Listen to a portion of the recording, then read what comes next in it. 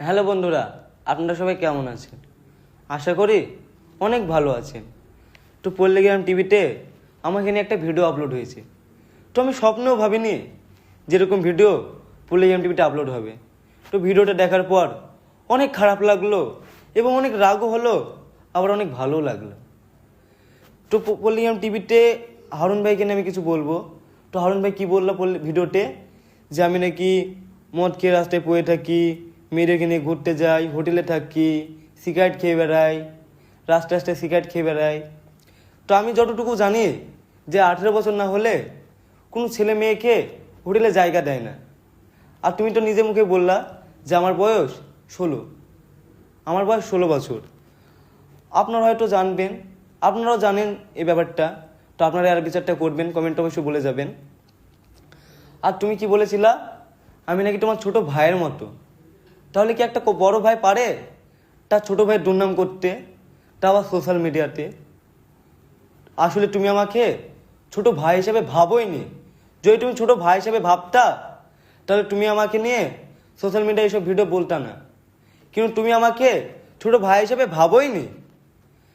আর তারপরে বলবো মিলন স্যারকে। তো মিলন স্যারকে আমি যথেষ্ট সম্মান করি। তো মিলন স্যার বললো যে সবিককে অনেক ভালো ভাবতাম। দিন দিন তার ব্যবহার অনেক খারাপ। বললেন আমি নাকি আপনার সামনে সিগারেট খেয়ে বেড়াই, এই করি ওই করি। কিন্তু আপনি কি একবারও আপনি কি বুকে হাত দিয়ে বলতে পারবেন যে আপনাকে আমি খারাপ ভাষায় কথা বলেছি, আপনাকে আমি আপনার সামনে আমি সিগারেট খেয়েছি? বলতে পারবেন? কখনো বলতে পারবেন না।